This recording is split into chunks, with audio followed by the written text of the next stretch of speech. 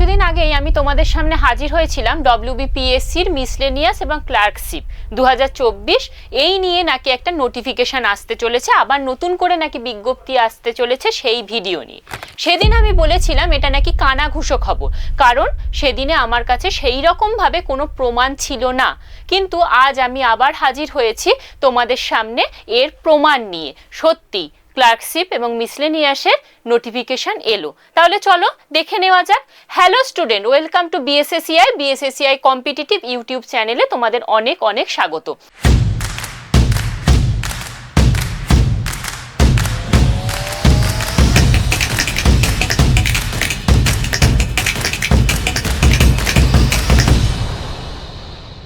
আজকে আমাদের আলোচ্য বিষয় হচ্ছে WBPSC ক্লার্কশিপ 2024-এর নতুন বিজ্ঞপ্তির বিষয় নিয়ে।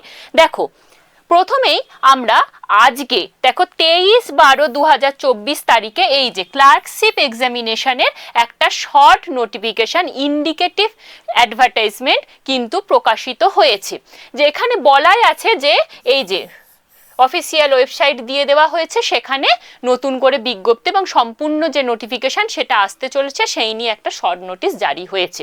সুতরাং তোমরা তোমাদের প্রিপারেশন কিন্তু বজায় রাখতেই পারো।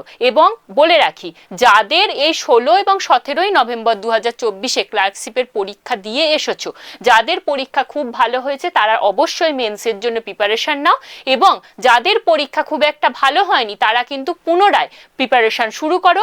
এটাকে হাতছাড়া করো না, জেনে রেখো এটা কিন্তু একটা বড় সুযোগ হতে চলেছে। তাহলে আমরা এক নজরে এই PSC ক্লার্কশিপের সমস্ত বিষয়বস্তুটা একটু জেনে নেব। প্রথমেই রয়েছে দেখো বয়সসীমা। বয়সসীমা কি থাকছে? ইউআরদের ক্ষেত্রে 18 থেকে 40, এবং সরকারি নিয়ম অনুযায়ী ওবিসিরা যেমন 3 বছরের ছাড় এবং SC STরা যেমন 5 বছরের ছাড় পায়, এক্ষেত্রেও কিন্তু ঠিক তাই। ওবিসির ক্ষেত্রে থাকছে তাহলে 43 বছর এবং SC STর ক্ষেত্রে থাকছে 45 বছর। বেতন কাঠামো কি থাকছে? 22,700 থেকে 58,500, এটা লেভেল 6 অনুযায়ী বেতন কাঠামো থাকছে। পরবর্তী ক্ষেত্রে আমি দেখে নেব এর শিক্ষাগত যোগ্যতা কি থাকছে।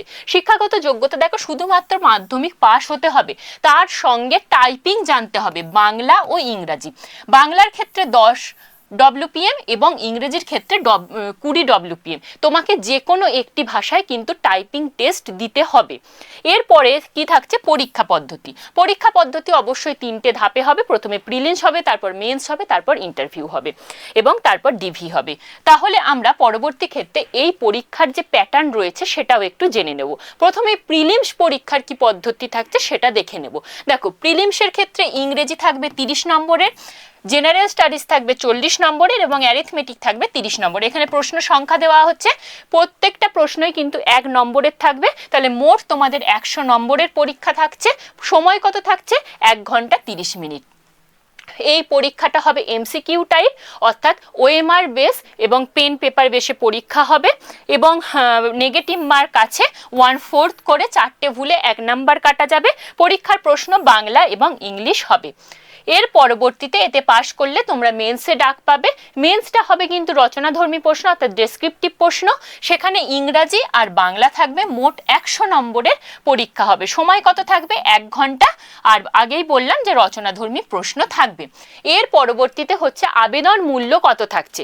দেখো, UR OBC EWS এর জন্য 110 টাকা এবং SC STর ক্ষেত্রে কিন্তু কোনো আবেদন মূল্য লাগছে না। এবার হচ্ছে প্রশ্ন যে সম্পূর্ণ বিজ্ঞপ্তি কবে বেরোবে। আশা করা যাচ্ছে যে 2025 সালের জানুয়ারি মাস নাগাদ একটা সম্পূর্ণ বিজ্ঞপ্তি আসবে। এবার তোমাদের অনেক প্রশ্ন থাকবে। প্রথম প্রশ্নই থাকবে যে ম্যাডাম, এই যে আগে যে শূন্যপদটা বার করা হয়েছিল সেই শূন্যপদ থেকেই কি এটাতে নিয়োগ হবে? তবে আমার যেটা মনে হয় না, কারণ একটা জায়গায় বলা হয়েছে যে এই যে শূন্যপদ আগের মানে 2023-এর বিজ্ঞপ্তি অনুযায়ী যে শূন্যপদ, সেটা যেটা বলা হয়েছে সেটা 2023 পর্যন্ত ছিল। এবার 2023-এর ডিসেম্বরের পরে মানে 2024 সাল থেকে অনেকে রিটায়ার করে হয়েছে, ফলে শূন্য পদ হয়েছে, সেই শূন্য পদে নাকি এই বিজ্ঞপ্তিটা আসতে চলেছে। সুতরাং আগের যারা পরীক্ষা দিয়েছো তাদের শূন্য পদ কমার কোনো আশঙ্কা রইল না।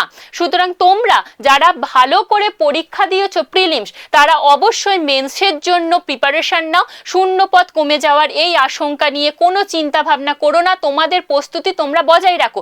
এবং যারা নতুন ভাবে প্রিলিমস পরীক্ষার জন্য প্রিপারেশন নিতে চাইছো, বা যাদের পরীক্ষা ভালো হয়নি, তারা প্রিপারেশন আজ থেকে শুরু করো, পাখির চোখ করো এই ক্লার্কশিপকে। কারণ এটাই তোমাদের হয়তো অনেকের ক্ষেত্রে শেষ সুযোগ হবে। সুতরাং প্রিপারেশন চালিয়ে যাও, সবাই খুব ভালো থেকো, সাথে থেকো। আমরা চাই আগামীতে তোমরা একটা সরকারি চাকরি পাও। অনেক ভালো থেকো। Thank you.